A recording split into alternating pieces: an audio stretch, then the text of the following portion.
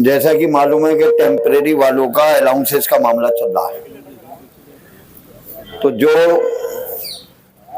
नवरत्न थे उनके वो कल 3 बजे जमा हुए थे और उसके बाद क्योंकि रजिस्ट्रार साहब कहीं एकेडमिक स्टाफ कॉलेज में प्रोग्राम में थे तो प्रॉक्टर साहब ने उन्हें टेलीफोन करा। फिर तो उन्होंने मिलने का कारण पूछा उनसे कि क्यों मिलना चाहते हैं, तो उन्होंने बताया कि वो अलाउंसेस के ऊपर जो बात हुई थी उसी पे बात करनी है। तो उन्होंने कहा ऐसा है कि 29 तारीख को 10 बजे वाइस चांसलर साहब आ जाएंगे, तो आप लोग और मैं सब लोग मिलके वाइस चांसलर से बात करेंगे कल 10 बजे, यानी कल है 29 तारीख। लेकिन देखिए ऐसा है, उसके बाद रेहान साहब और जकी साहब और शादिया अफरोज एफओ से मिले थे। एफओ साहब ने तो बिल्कुल साफ साफ इनकार कर दिया कि मेरे सामने कोई ऐसी बात हुई है कि मैं अलाउंसेस दूंगा। वो बिल्कुल 100% मुनकिर हो गए। उसके बाद इन लोगों ने उनकी याद दहानी कराई और वहाँ शमीम साहब इसी के मेंबर भी बैठे हुए थे। बहरहाल वो किसी बात पे तैयार नहीं। देखिए ऐसा है, मैं पहले दिन से एक बात कह रहा हूँ कि ये झूठे मक्कार हैं, इनकी कॉल फेल का कोई भरोसा नहीं। मुझे तो डर अब ये भी लगने लगा है कि ये जो टेलीविजन के फाइनेंस कमेटी के ड्राफ्ट होने चाहे, कहीं ऐसा ना हो कि फाइनल ड्राफ्ट जब फाइनल मिनट्स हो तो उसमें कुछ नई कहानी हो जाए, क्योंकि इनका अब कोई भरोसा नहीं रहा है। देखिए साथियों, जब तक इत्तेहाद है और जब तक कमेटी है, इंशाअल्लाह ताला लड़ाई लड़ते रहेंगे, चाहे इसमें कितना ही टाइम क्यों ना लग जाए। लेकिन इन्होंने भी अपने लोग छोड़ रखे हैं और कल उन्होंने कहा भी इनसे, जकी साहब से, रेहान साहब से, कि 1-1 मिनट की धरने की रिपोर्ट हमारे पास आ रही है।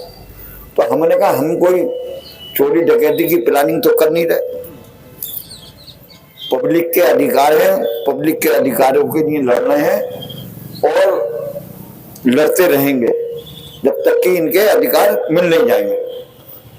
तो बात यह है कि देखो साथियों, बहुत नाजुक माहौल, और मैं पहले दिन से एक बात यही कह रहा हूं कि बहुत मुश्किल लड़ाई है और लंबी है, लेकिन हम और आप किसी भी हालत में हौसला ना तोड़ें अपना, क्योंकि एक तरफ एडमिनिस्ट्रेशन है और दूसरी तरफ हम कमजोर लोग हैं।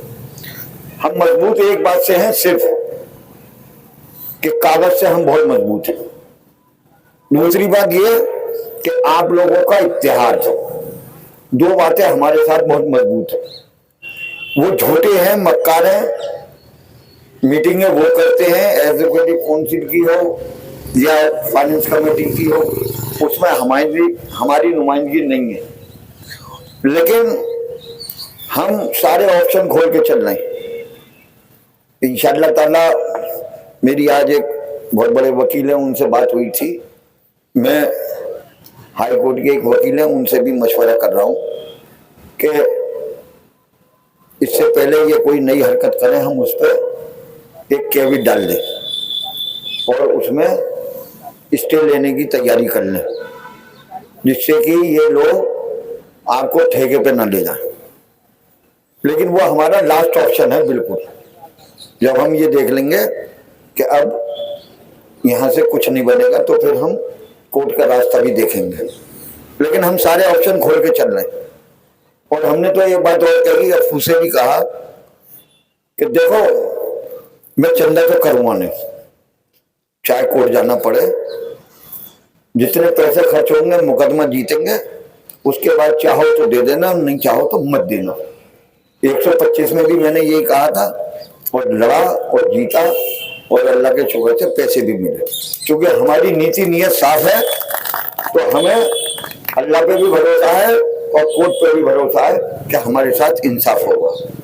तो पैसा हाथ का मैल है, पैसा कुछ नहीं है, पैसा तो आने जाने वाली चीज है। आदमी की इज्जत और आदमी की रोजी और आदमी का विकार रहना चाहिए, पैसा कुछ नहीं। अल्लाह हमें, अगर आप लोगों ने दुआ दे दी तो हमें कोई जरूरत नहीं पैसे की, सारे काम हमारे फिर फ्री में होंगे। जैसे हमने 125 का करा, हमने जो जो चुनाव लड़े थे हमने कहा था कि ये सब हारेंगे, क्योंकि वो दुहाई दे रहे थे 125 की कि हमने 125 में ये करा ये करा ये करा। देखो अल्लाह की रजा के नहीं जब करोगे तो फिर फैसले भी अल्लाह ही करेगा, और तुम बंदों की रजा के नहीं करोगे तो फिर फैसले उल्टे ही होंगे। फिर कितनी आप कोशिश कर लेना। तो मेरा कहना यह है कि नेक नियति होनी चाहिए। अगर कोर्ट का मामला भी होगा तो मैं बिल्कुल कोर्ट जाने से गुरेज नहीं करूंगा किसी भी हालत में, लेकिन अभी नहीं। जब हम यहाँ देख लेंगे बिल्कुल तो लास्ट ऑप्शन हमारे पास अब कोर्ट का बचा है, तो हम कोर्ट की भी तैयारी कर रहे हैं, कोई ऐसा इशू नहीं है। मिनिस्ट्री में भी हमारी, कल हमने एक चैनल से इस्तेमाल करा था, आज उनकी बात हो गई है, हो सकता है मंगल को हमें टाइम मिल जाए। तो हमारा वन पॉइंट ऑफ एजेंडा है कि आप लोगों की स्क्रीनिंग कमेटी हो जाए, यानी उमा देवी का केस आप पर लागू हो जाए, जिससे कि जिन लोगों को 10 साल हो गए वो लोग रेगुलराइज हो जाए। जब रेगुलराइज हो जाओगे तो अलाउंसेस अपना आप हो जाएंगे। दूसरी बात ये कि एक रास्ता खुलेगा रेगुलराइजेशन का, उसके बाद जो बचेंगे उनका भी रास्ता फिर देखेंगे, लेकिन कम से कम सड़क तो हमवार कर लें। तो साथियों, कमेटी पे भरोसा रखो। चंद लोग हैं एडमिनिस्ट्रेशन के, हमें मालूम है कौन लोग हैं वो और क्या क्या रायता फैलाते हैं, लेकिन हम कोई कभी, कल भी मैंने कहा था कि हमें कोई इन बातों से फिक्र नहीं है, क्योंकि हमें आपकी फिक्र है। अगर हमें आपकी फिक्र नहीं होती तो जकी साहब या हम या रेहान साहब या आबिद जैदी साहब या अमजद या कमेटी के जो 9 लोग हैं वो अपने आराम से बैठते। अफू भाई, ये तो अफू तो डेली वेजर है, वो मंच पे आके लड़ रहा है, बोल रहा है, मीटिंगों में जा रहा है, ये उसकी बड़ी जीदारी की बात है। मैंने पहले भी कहा था कि ये अफू की जीदारी की बात है। हम ईश्वर टेम्परेरी है समझे, और शाजिया अफरोज तो वाइस चांसलर के पैनल में उनके अंडर में काम कर रही है, और उसके बाद भी वो आपके लिए जद्दोजहद कर रही है, कल भी थी वो, तो वो हर मौके पर है। तो बात ये है कि देखिए, भरोसा तो करना पड़ेगा भाई। हमने भरोसा करा कि हम अच्छे काम करेंगे तो हमें जन्नत मिलेगी, बुरे करेंगे तो दोज़ख मिलेगी। तो एक आस है जन्नत की, इसीलिए हम नमाज पढ़ रहे हैं, रोजा रख रहे हैं, ज़कात दे रहे हैं, हज कर रहे हैं, सदके दे रहे हैं। तो वो क्यों? वो इसलिए कि अल्लाह खुश हो जाए और हमें जन्नत दे दे। तो ये भी एक जन्नत से कम नहीं है। ये समझने की बात है कि अगर आपने किसी मजलूम का साथ दिया और जालिम से उसके जबड़े में से निकाल दिया, तो ये भी एक जन्नत की बराबर है। जन्नत तुमने यही कमा ली। तो बात यह है साथियों कि आदमी की नीति नियत साफ होनी चाहिए। बिल्कुल हमारी, बिल्कुल हमने 9 लोगों ने ये बिल्कुल तय कर रखा है, चाहे कुछ भी हो जाए हम अब हटेंगे नहीं किसी भी हालत में। रही बात और मामलात की कि जनरल बॉडी के स्ट्राइक, हम अभी पहले देख लें क्या पोजीशन है, उसके बाद जिस दिन हमें लगेगा कि अब हड़ताल हमें करनी है, हम जनरल बॉडी भी बुलाएंगे और हड़ताल भी करेंगे। और ऐसा नहीं है कि कमेटी ने हड़ताल नहीं करी या कमेटी ने जनरल बॉडी नहीं करी, क्योंकि हमारी नीति नियत साफ है बिल्कुल। तो साथियों, हौसले में कमी नहीं आनी चाहिए किसी भी हालत में। और देखो, समाज में हर किस्म का आदमी है, अच्छे बुरे सब हैं, कोई ऐसा इशू नहीं है, लेकिन अपनी हिम्मत मत हारो किसी भी हालत में। इंशाल्लाह ताला अच्छा होगा, अब तक हुआ है और आगे भी इंशाल्लाह अच्छा ही होगा। वरना जो इनकी प्लानिंग है वो बहुत खतरनाक है कि ये आपको आउटसोर्स कर देंगे, आपको जबरदस्ती आपके 100 रुपए के स्टाम्प पेपर पर साइन कराएंगे, नौकरी करनी है करो और नहीं करनी तो बाहर जाओ। लेकिन हम वो नौबत नहीं आने देंगे इंशाल्लाह ताला। अभी तक नहीं आई है, आगे भी नहीं आएगी। और जो लोग ये समझ बैठे हैं कि ये कुर्सियां परमानेंट है, परमानेंट कुर्सी कभी नहीं होती, बता दूंगा आपको। बड़े बड़े आए और चले गए। एक वाइस चांसलर साहब थे, जब 54 दिन का हम और जकी साहब और यहाँ आंदोलन चल रहा था, तो उन्होंने भी बड़ी, अपनी IAS ऑफिसर थे, उन्होंने भी बड़ी जिद करी थी कि मैं ये नहीं करूँगा, ये नहीं करूँगा।